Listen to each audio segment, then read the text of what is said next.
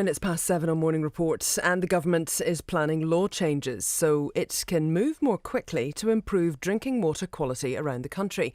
It's the first official government response into the Havelock North Water Inquiry, which made dozens of recommendations after investigating the gastro outbreak that left more than 5,000 people sick in August 2016. Ministry of Health figures last week show about 1 in 5 New Zealanders are drinking water from town supplies that don't meet all the current drinking water standards. David Clark's the Minister of Health. He's in the studio with me in Wellington. Good morning. Good morning. OK, so what are you going to do about improving water quality? Well, and after the Havelock North report, where, as you rightly said, 5,000 people got crook, there were a number of things we did immediately that were obvious to do, to send out notices reminding the councils of their responsibilities, to publish the requirements under the law and so on. And a number of drinking water suppliers immediately put in a residual disinfectant. And so hundreds of thousands of people are drinking demonstrably safe water now that weren't before. The next step, which we're about to lodge a bill in the House, will enable decision making to be done in a swifter fashion around water standards. So currently there's a requirement that you must consult for 3 years, and then it takes a couple more years to implement any changes. Now, everyone agrees that's too long in some cases. In some cases, it'll be important to do a full, long consultation, but in others, where everyone agrees that changes need to be made, we need to be able to move more quickly. How fast do you want to make it? The requirements for consultation by government are pretty well understood more broadly. So it depends on the implications for capital spend. It depends on whether it's controversial. If everyone can agree that the standard needs to change or that one. But you're telling me that it might take up to 3 years now.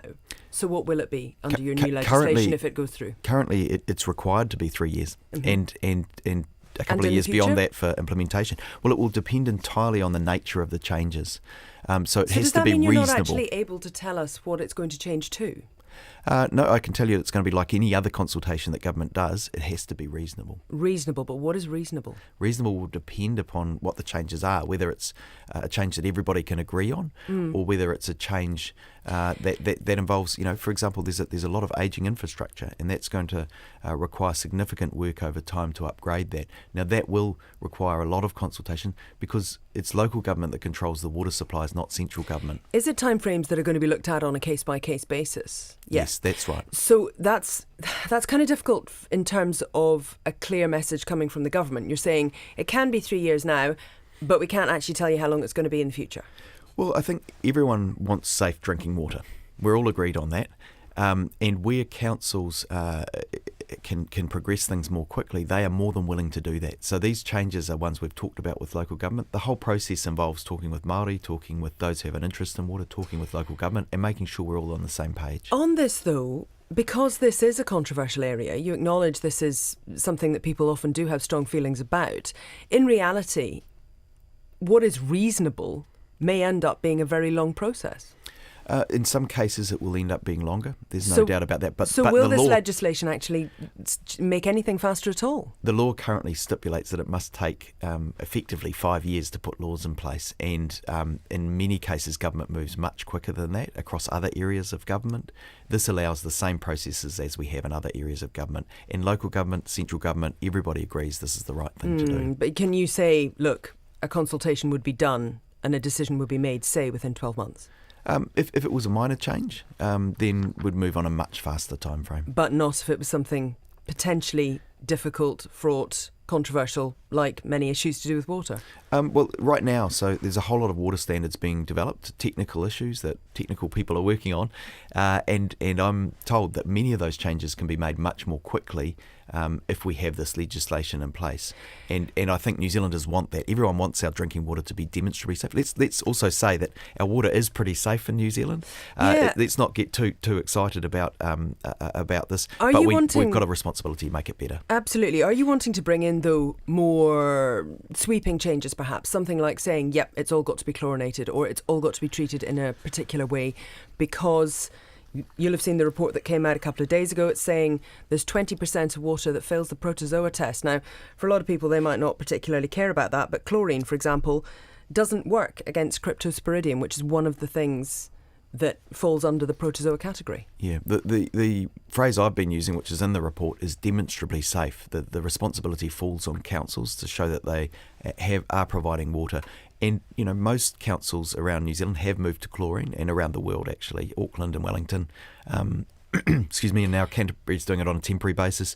It is one of the most cost-effective treatments, but we're not specifying that it must be done that way at this stage. We're getting further advice on what the best way to ensure safe drinking water. But you can't rule out chlorine nationwide? As I said, we're getting further advice. From my perspective, the most important thing is that it's demonstrably safe water, because, we all expect to have safe water. OK, what about, just one final thing, filtration and treatment by UV? Is that something that's also being looked at significantly by the technical experts? Because it would appear, from my layperson's reading of this, that seems to hit most things. Well, UV is...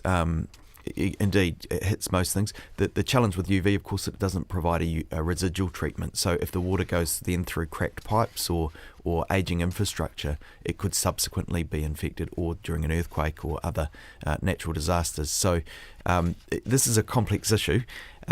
What we learnt from Havelock North, though, places a responsibility on us to do something about it. How much is it going to cost? We don't know, and that's, again, another reason why it's important to work through that with local government. We've had early estimates, and some of them look a bit frightening, but then on a per-person basis, when you consider... look, I don't have the estimates in front of me. No, I'm but afraid, are we talking Susie. Hundreds of millions? I don't have the estimates in front of me, I'm afraid, Susie, and hundreds of millions they were very be rough. Way out of the park?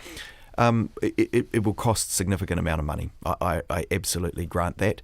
Per person, it's not very much, and to ensure we have safe drinking water, it's something we need to do as a country. And that's money that you're prepared to put in if need be? Well, no, currently councils have the responsibility for providing safe drinking water, and that means that, already Auckland and Wellington have made significant changes, and so most of our population already has this. That said, we're pragmatic, and some areas have indicated they will struggle, so we will have those conversations. Central government or local government? You say it's local government that has the responsibility. Central government has the oversight. OK, so where would the money come from? Is it ratepayers or is it coming from central government? So currently, the ratepayers of Auckland and Wellington have paid for their water systems to be as they are. These are all tricky questions to be worked through, because ultimately we all want safe drinking water, and we all travel into the countryside at times. So regardless of whether we're living there or whether we're travelling there, wherever we go in New Zealand, we want everybody to have safe drinking water, and that's what we're working towards. That doesn't actually answer my question, though. Where does the money come from? Well, ultimately, that decision is yet to be taken. Thanks very much for your time. David Clark, Minister of Health, in the Wellington studio at 28 minutes to 8. And coming up before 8, the number of suicide-related calls to police has jumped by more than 50% in just the last 5 years. We'll have the latest on the rescue efforts in northern Thailand, and a Chinese billionaire falls to his death in Provence in the south of